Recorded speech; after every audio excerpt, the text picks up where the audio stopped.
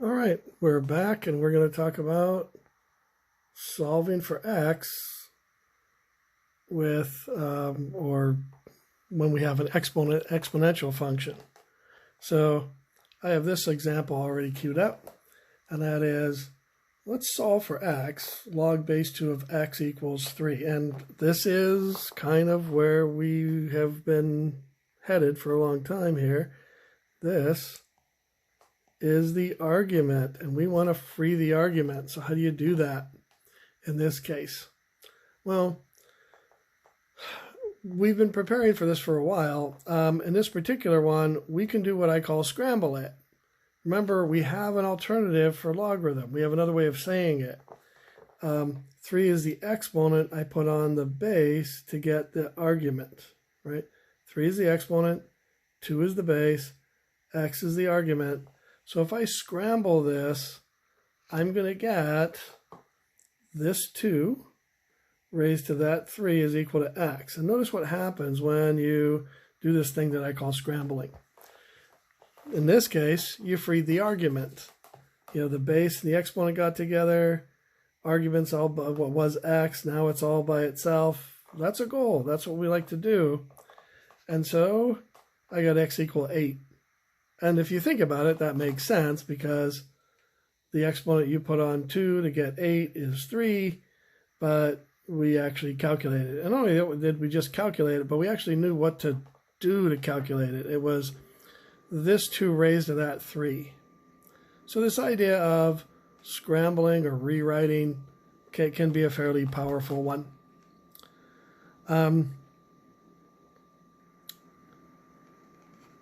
This might look like I'm changing the subject because there is no logarithm involved here.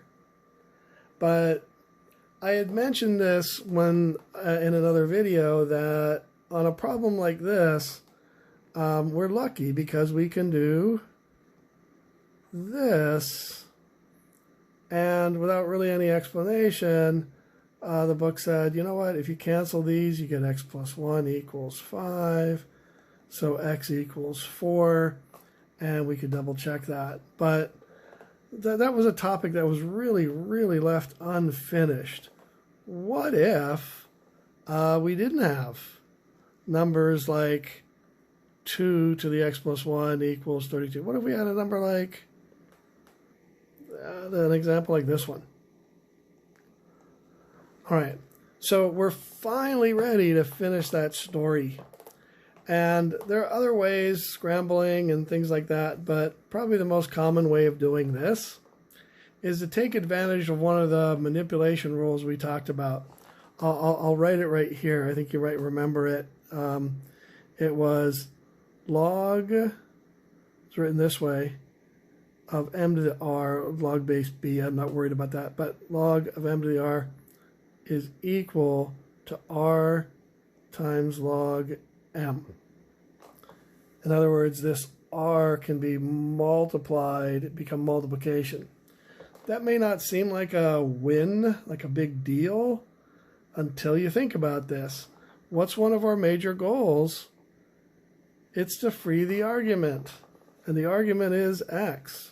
So how do I get that x out of there? Well, I'm going to take the log of both sides. I don't usually use log. We haven't usually in the past used ln, log base e. Doesn't really matter. Any logarithm would do. Take the log of both sides. And that allows me to take the x and bring it out in front and make it multiplication. In other words, I just freed the argument. That's level 5, freeing the argument. So this humble rule right here can help you free the argument. All right, well, that's just multiplication. In other words, it's x times natural log of 3. So I divide both sides by natural log of 3. I get what I guess we'd call the exact answer. ln 32 divided by ln 3. Now, by the way, if I had used log base 10, it would have looked like this. Log of 32 over log base 10 of 3. Either way, I would have used my calculator, and in other words, both these are correct. I'll use my calculator, and we get 3.1546, etc. So gives you an idea how we can free the exponent in that situation. By the way, while this is here, let me do even one more thing. And this is one of those things about logarithms. Let me start the problem essentially over. 3 to the x equals 32. So some students might not think of taking log base e. Like, why did I take ln? Why did I use that? Just because it's common. But what if I took log base 3 of both sides? Now, I'm going to tell you, this is extremely rare to do this. We just, but I want you to see the connection that of a seed that was planted quite a while ago. I can still bring this x out in front.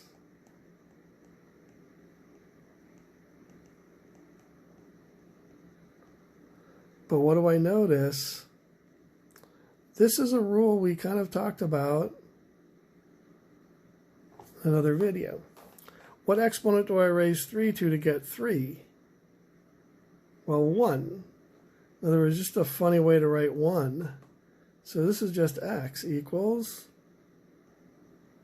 log base 3 of 32. So what is this, a third answer to this question? Fourth answer? Remember, I had this is an answer, this is an answer, this is an answer. And I'm going to say, yeah, just another answer.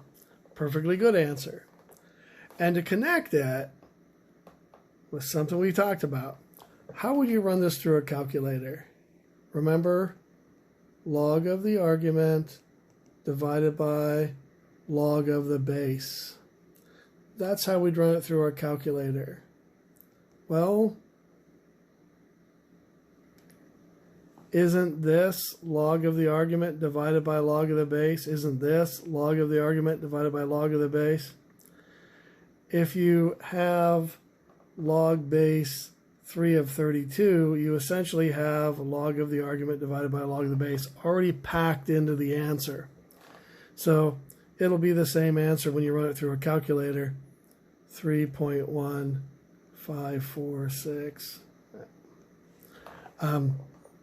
Same, oh, couldn't see that. 3.1546. Same decimal as I had there. All right, so one of the quirks of logarithms is depending on the path you take to the answer, there might be more than one answer. Yeah.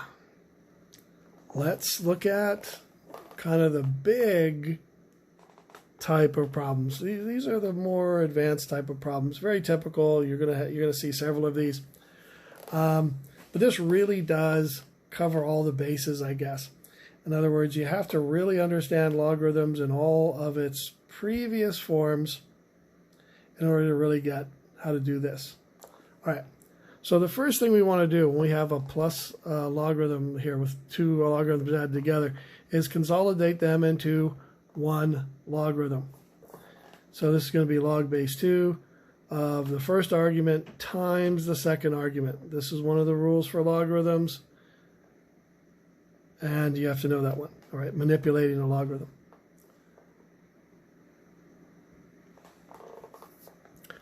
What I did here was what I call scramble, right?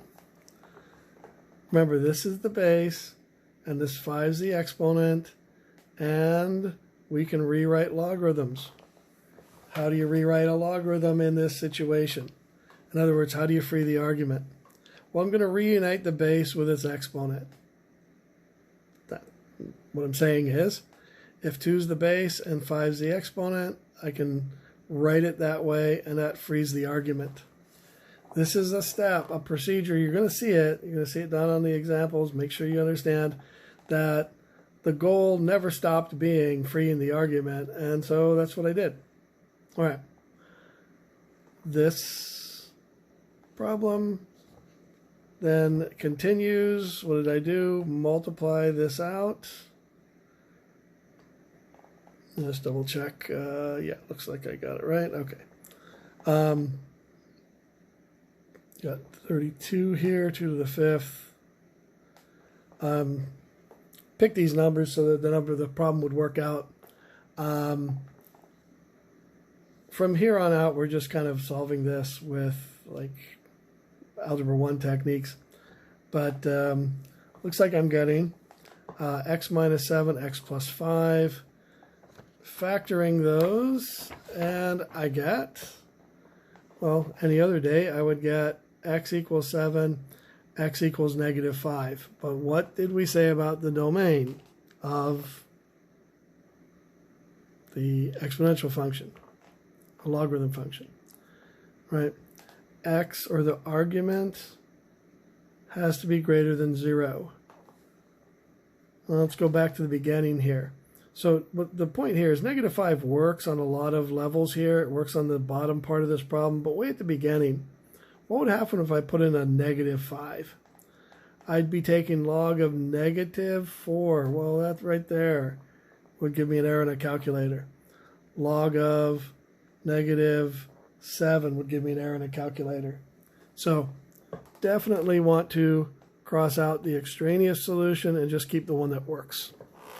All right, that is understanding logarithms on its, well, for us, its highest level, and that is solving for x. Or let me actually go to the beginning of this whole thing, where this whole thing started. That was cancel, solve for x, free the argument. And if you can do that with a function, you understand it in the most advanced level that we're going to talk about functions in this class. All right, solving a logarithm function, that's level 5 of understanding the logarithm function.